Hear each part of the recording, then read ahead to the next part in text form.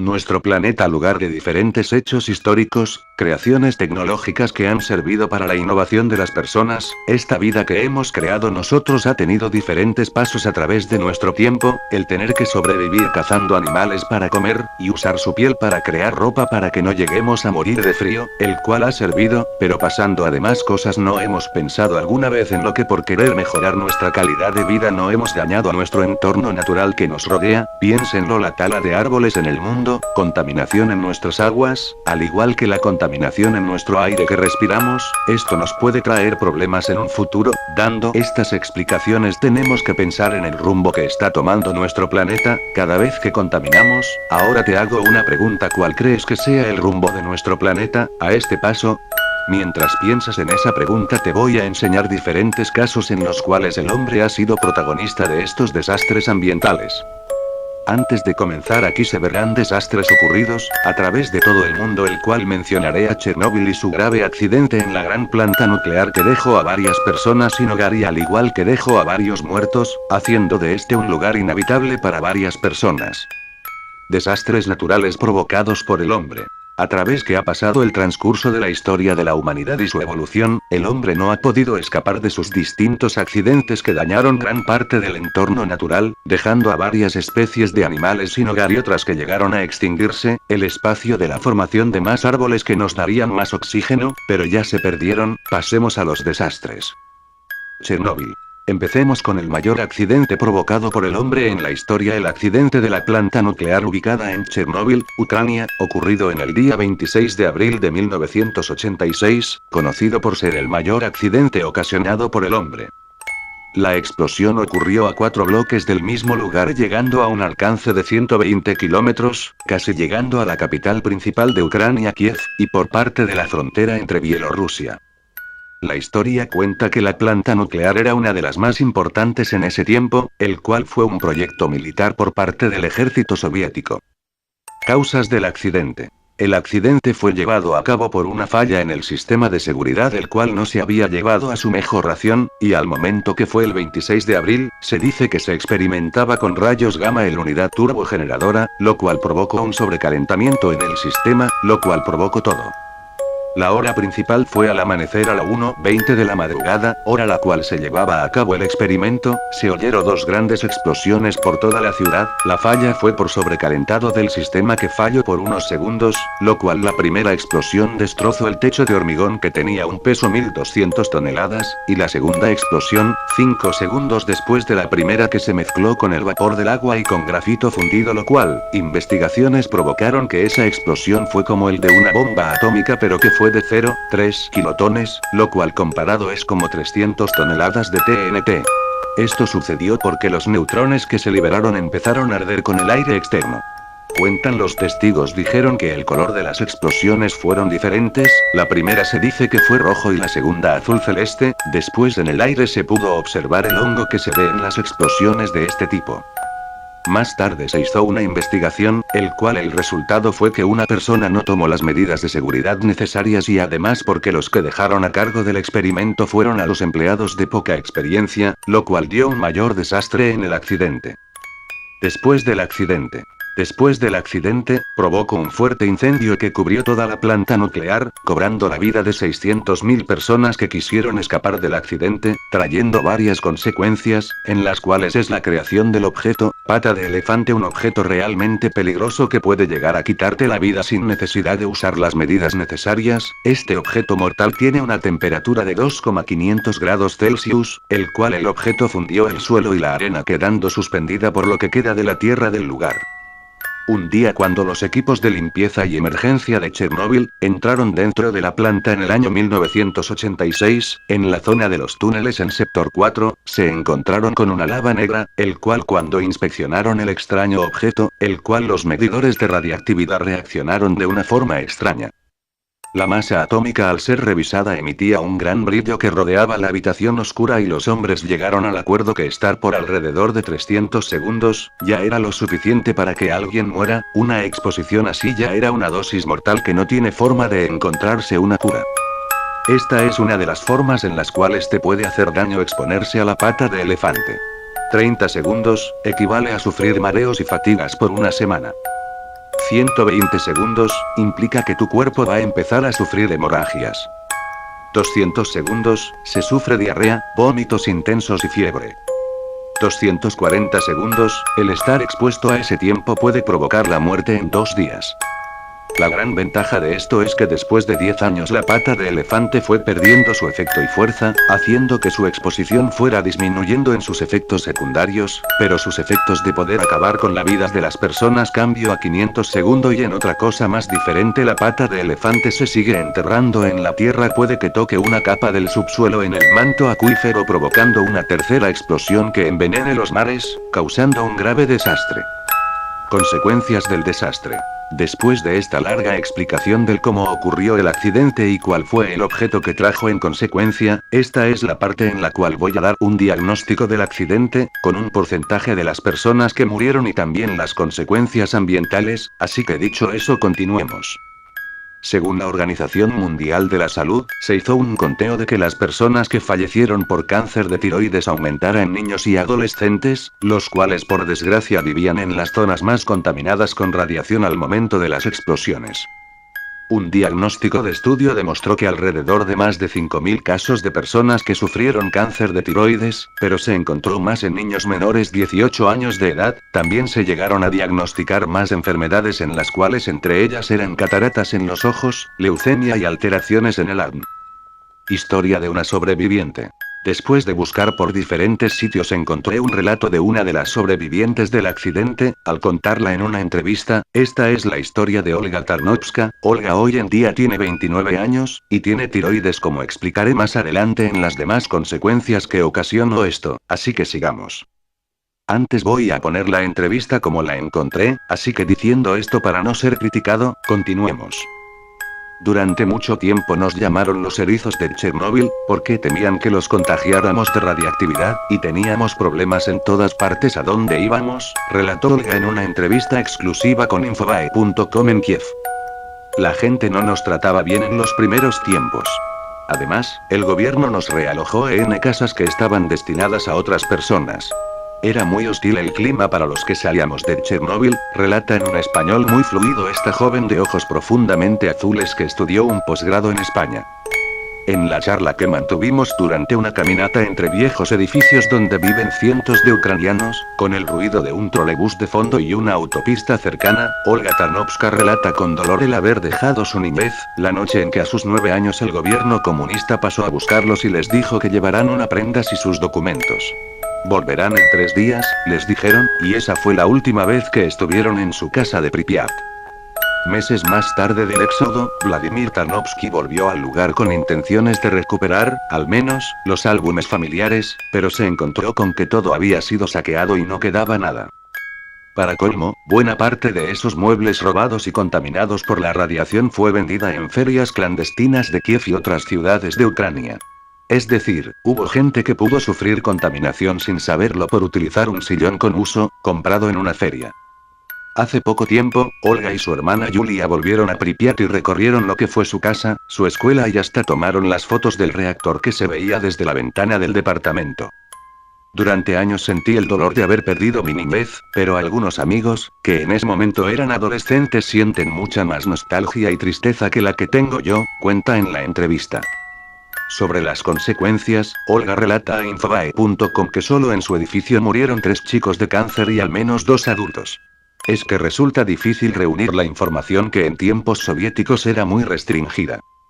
La culpa sobre el régimen. El aniversario de Chernóbil reabre un debate que aprovechan los opositores a la utilización de la energía nuclear, ya que sostienen que las muertes que dejó el desastre son motivo más que suficiente para terminar con la utilización de reactores como el que estalló en Ucrania.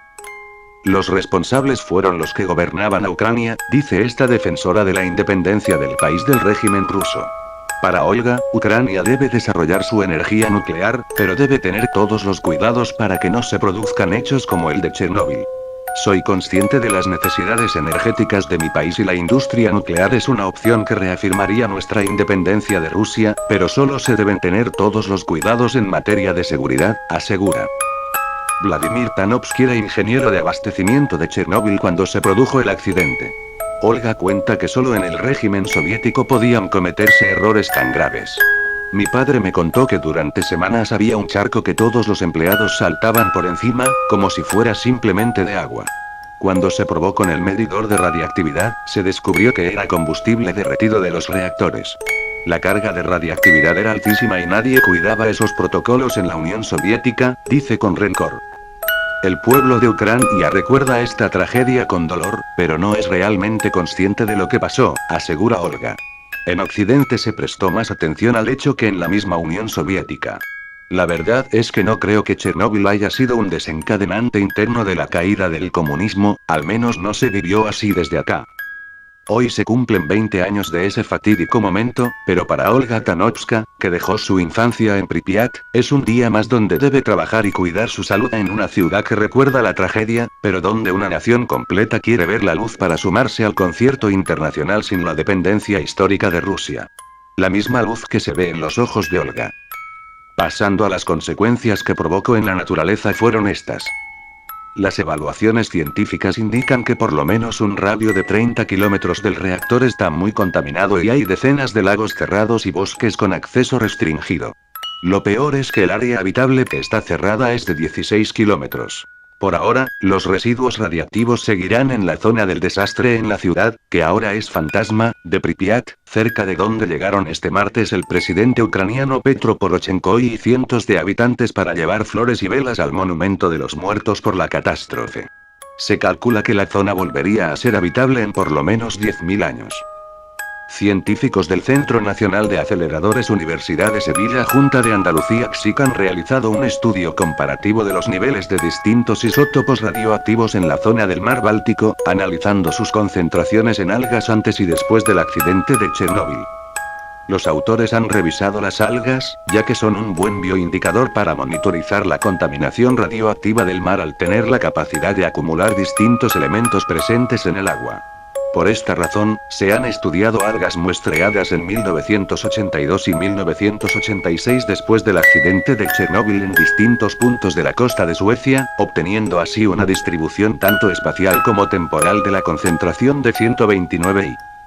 Tras el accidente de Chernóbil, el mar Báltico y el mar Negro resultaron contaminados por 90 señor, 134 cs, 137 cs y 239,240 pu. Las dosis más elevadas de radiación fueron recibidas por los habitantes de la zona del mar Báltico. El origen del estudio se debe a que en la actualidad existen estudios muy profundos sobre el comportamiento del cesio, pero se sabe menos sobre los mecanismos físicos de deposición del yodo. Y ahora teniendo en cuenta todos estos datos de lo que ha provocado el accidente de Chernóbil en el medio ambiente y sobre las personas, podemos pensar en que las personas han provocado un desastre en nuestro planeta y ahora con Chernóbil que dejó inhabitable un gran terreno de bosque y civilización haciendo que algunas plantas no puedan crecer, bueno aunque hay plantas que sí pueden crecer, pero crecen con algunas mutaciones, y pasando a las personas se perdieron varias vidas de gente inocente en la cuales niños, aunque por suerte se recuperaron de sus heridas. Mejor pasemos al siguiente caso. Accidente de petróleo en el Golfo de México. El 22 de abril de 2010 se detectó un grave derrame de petróleo en el Golfo de México. Coincidentemente, el desafortunado accidente ocurrió el mismo día en el que se celebraba en el mundo entero el Día de la Tierra.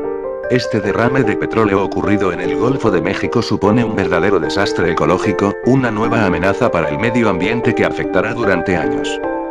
El derrame de petróleo en el Golfo de México alcanzó más de 1.550 kilómetros y fue avanzando hacia la zona del este desde las costas de Luisiana hasta las costas de Alabama y de Mississippi. Técnicos de British Petroleum hicieron todo lo posible por detener el vertido petrolero y, para ello, se utilizaron unos vehículos robóticos submarinos que fueron sumergidos en el agua del Golfo de México a más de 1,5 kilómetros de profundidad. Sin lugar a dudas, el desafortunado acontecimiento se acabó conociendo como desastre ambiental y como no, dejó al mundo perplejo y tristemente sorprendido ante la gran marea negra que formó el vertido de petróleo. Según lo que explicó por aquel entonces Mary Landry, contraalmirante del servicio de guardacostas, del pozo petrolero en el momento del derrame, emergían aproximadamente 160.000 litros de petróleo diarios, un equivalente a 1.000 barriles por día, que producen contaminación marítima con manchas grandes y aceitosas. La plataforma de Deepwater Horizon fue la que explotó el día 22, con un saldo de 11 trabajadores desaparecidos. British Petroleum BP es la operadora que tiene arrendada a esta playa. British Petroleum es la mayor extractora petrolera del Golfo de México. Por ello, BP no dudó en movilizar de inmediato equipos capacitados para la contención y el recogimiento del crudo, así como unas 32 naves con líneas de flotadores. La compañía explicó que ya están preparados para su utilización unos 380.000 litros de disolvente de crudo, aproximadamente un tercio mundial de estos compuestos. Por último, los senadores confirmaron que la explosión de la plataforma fue más allá de ser una tragedia para las víctimas, ya que, además, implica recordar los verdaderos riesgos de la exploración de petróleo. Semar, la secretaria de Marina, se halla estudiando el impacto que este desastre natural tiene en el medio ambiente mientras continúa el estado de alerta. Historia del accidente. Es diseñada originalmente para R&B Falcon, Deepwater Horizon fue construida por Hyundai Heavy Industries en Ulsan, Corea del Sur. Su construcción comenzó en diciembre de 1998 y fue entregada en febrero del 2001 después de la compra de R&B Falcon por Transocean. Fue la segunda torre petrolífera construida de una clase de 2, aunque la Deepwater Nautilus, su predecesora, no tenía posicionamiento dinámico. Después de arribar al Golfo de México, Deepwater Horizon fue utilizada bajo contrato por BP Exploration.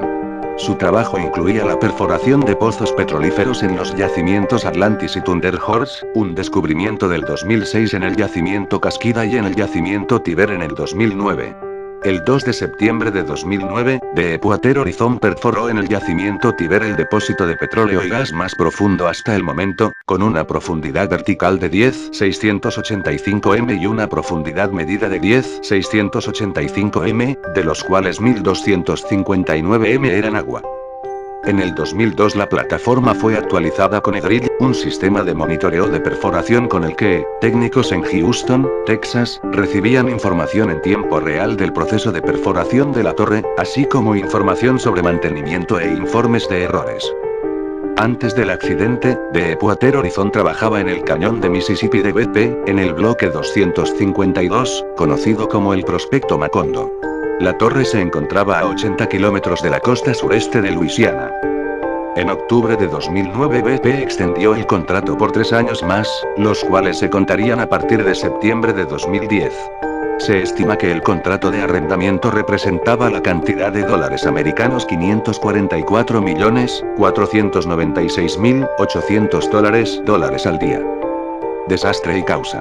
El 20 de abril de 2010 la plataforma que perforaba el pozo de petróleo Macondo otorgado a BP y cuya prospección subcontrató a la firma suiza de Deepwater Horizon, explotó y se hundió, muriendo 11 personas y derramando unos 211 millones de barriles de petróleo a las aguas del Golfo de México. El vertido de crudo en el Golfo de México provocado por la explosión de la plataforma de Deepwater Horizon ha sido, hasta la fecha, el mayor de la historia de entre los acaecidos accidentalmente, ya que sus cifras solo se ven superadas por el masivo vertido voluntario perpetrado por el régimen de Saddam Hussein durante la Primera Guerra del Golfo. Consecuencias. Aunque han pasado casi 5 años desde el derrame en el Golfo de México, podemos decir que las consecuencias de este y hasta ahora han sido devastadoras. A pesar de que hace tiempo que las manchas desaparecieron, hasta hace poco todavía se podían recoger cuerpos sin vida de peces varios, delfines o tortugas marinas. A esto se le suma el que algunos científicos sostienen que el petróleo ha afectado a la cadena alimentaria de la zona e incluso muchas personas que viven en las costas se han enfermado gravemente al consumir recursos marinos. Después de analizar el accidente, ahora pasemos al siguiente accidente y el último de estos 3 para no hacer el vídeo más largo, y también tiene que ver con un desastre con petróleo, pero este es con un bote, el cual es el derrame de petróleo de Exxon Valdez. Desastre de la empresa Exxon. El desastre del Exxon Valdez fue un derrame de petróleo provocado por el petrolero Exxon Valdez tras encallar el 24 de marzo de 1989, con una carga de 11 millones de galones / 41 millones de litros de crudo, en Prince William Sound, Alaska, vertiendo 37.000 toneladas de hidrocarburo. Alaska vivió la peor tragedia ecológica de su historia al encallar el petrolero y verter millones de litros de crudo que se expandieron sobre más de 2.000 kilómetros de costa. Para la limpieza de la marea negra se utilizaron aspiradores, mangueras de agua caliente a presión, se trasladó el crudo que aún contenía el Exxon Valdez a otro petrolero. Los daños a la fauna que se produjeron en esta zona aún se siguen estudiando. El vertido condujo a la aprobación de nueva legislación medioambiental en los Estados Unidos de América Oil Pollution Act. 1990. Datos y aspectos importantes. El buque petrolero Exxon Valdez, nombre compuesto formado por las palabras Exxon, empresa petrolera norteamericana propietaria del barco, y Valdez, nombre del puerto con el que operaba, salió de la terminal petrolera Valdez, en Alaska, a las 21:12 h del 23 de marzo de 1989, 24 de marzo, según la hora local, con destino a Long Beach, California. Uno de los prácticos del puerto guió a la embarcación a través de el Valdez Narrows antes de abandonar la nave y devolver el control a Joseph Jeffrey Azeward, capitán del barco. La embarcación maniobró fuera de la ruta, a fin de evitar el choque contra los icebergs. Después de la maniobra y poco después de las 23:00 h, Azeward dejó el puente de mando.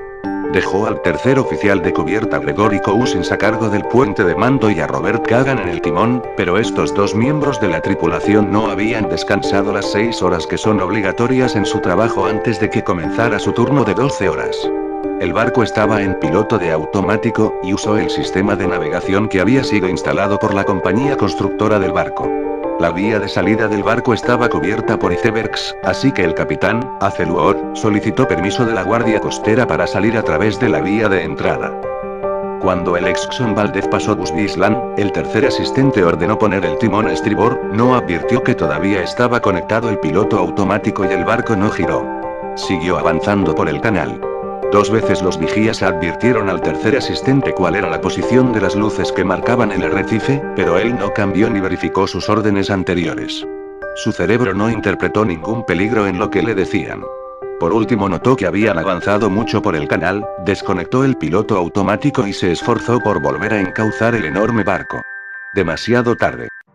El 24 de marzo de 1989, alrededor de las 00:04 h, el buque petrolero Exxon Valdez golpeó el arrecife de coral conocido como Big Reef, situado en el Prince William Sound, en Alaska, y derramó cerca de 10,8 millones de galones de petróleo crudo, alrededor de 40,9 millones de litros. El incidente puso a prueba la capacidad de respuesta de organizaciones locales, nacionales e industriales ante un desastre de gran magnitud. Muchos factores complicaron los esfuerzos del gobierno y la industria que participaron en la limpieza del derramamiento, entre ellos el tamaño del vertido y su localización remota en el Prince William Sound, accesible solamente en helicóptero y barco. El derramamiento planteó amenazas a la delicada en la cadena de alimentación en que se apoyaba la industria de la pesca profesional de Prince William Sound. También estaban en peligro 10 millones de pájaros y aves acuáticas migratorias, centenares de nutrias del mar y docenas de otras especies de la orilla, tales como marsopas, y leones de mar, diversas variedades de ballenas. Alyeska, la asociación que representa a 7 compañías petroleras que funcionan en el puerto Valdez, entre ellas Exxon, fue la que primero asumió la responsabilidad de la limpieza, de acuerdo con la planificación de urgencia del área. Alyeska abrió un centro de comunicaciones de emergencia en Valdez poco después del derramamiento, y las segundas operaciones se centralizaron desde Anchorage, Alaska. Organizaciones que ayudaron con la limpieza. Junto con Alyeska, hubo 3 organizaciones que prestaron ayuda de forma inmediata. Los especialistas de la EPA, Agencia de Protección Ambiental de los Estados Unidos, en el uso de las tecnologías experimentales de bioremediación, asistieron a la limpieza del derramamiento. La NOAA, Administración Nacional Oceánica y Atmosférica, estuvo implicada en el abastecimiento de los partes meteorológicos para Prince William Sound, y permitió que el equipo de limpieza adaptase sus métodos a las condiciones atmosféricas. Los especialistas del Instituto de Marina de UBS en San Diego y el Internacional de Investigaciones de Aves de Berkeley, California, establecieron un centro para limpiar y rehabilitar aves acuáticas. Métodos de limpieza utilizados. Se probaron 4 métodos en el esfuerzo de limpiar el derrame. Dispersantes químicos. Este fue el primer intento de limpieza. El 24 de marzo una compañía aplicó dispersantes con un helicóptero, pero como no había bastante acción de onda para mezclar el dispersante con el petróleo en el agua, el uso de este fue discontinuo. Entre otros dispersantes se utilizó Corexit 9580 producido por Nalco Holding Company.